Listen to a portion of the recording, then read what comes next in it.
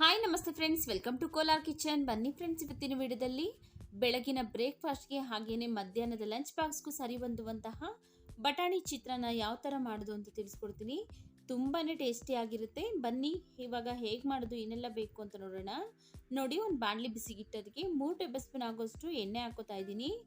ಎಣ್ಣೆ ಬಿಸಿಯಾದ ನಂತರ ಅರ್ಧ ಸ್ಪೂನ್ ಸಾಸಿವೆ, ಒಂದು ಸ್ವಲ್ಪ ಕರಿಬೇವಿನ ಸೊಪ್ಪು ಹಾಕೋತಾ ಇದ್ದೀನಿ. ಹಾಗೆಯೇ 1-2 ಟೇಬಲ್ ಸ್ಪೂನ್ ಆಗೋಷ್ಟು ಕಡಲೆ ಬೀಜ, 1 ಟೇಬಲ್ ಸ್ಪೂನ್ ಆಗೋಷ್ಟು ಕಡಲೆಬೇಳೆ ಹಾಕೋತಾ ಇದ್ದೀನಿ. ಇವಿಷ್ಟು ಈಗ ಎಣ್ಣೆಯಲ್ಲೇ ಚೆನ್ನಾಗಿ ಫ್ರೈ ಮಾಡ್ಕೋಬೇಕು.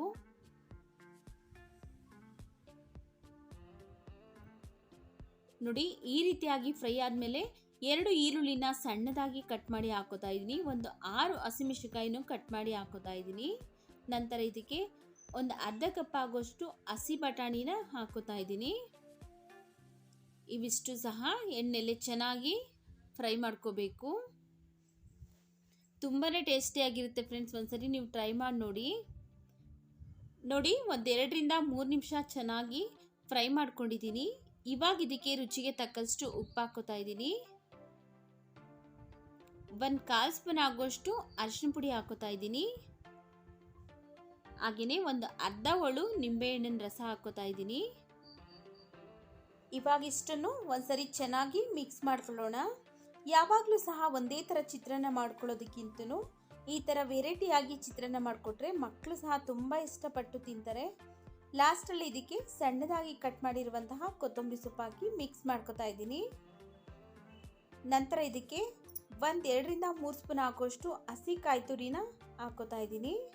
ಕಾಯಿ ತುರಿ ಆಪ್ಷನಲ್, ಬೇಕು ಅಂದರೆ ಹಾಕ್ಕೊಳ್ಳಿ, ಬೇಡ ಅಂದರೆ ಸ್ಕಿಪ್ ಮಾಡ್ಕೊಳ್ಳಿ.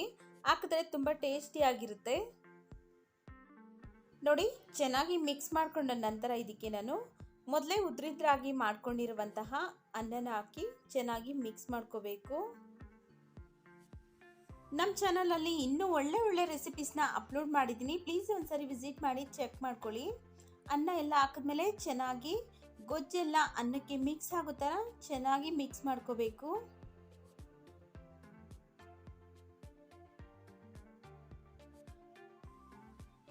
ನೋಡಿ, ತುಂಬಾ ಟೇಸ್ಟಿಯಾಗಿರುತ್ತೆ, ಹಾಗೆಯೇ ಕಲರ್ಫುಲ್ಲಾಗೂ ಬಂದಿದೆ.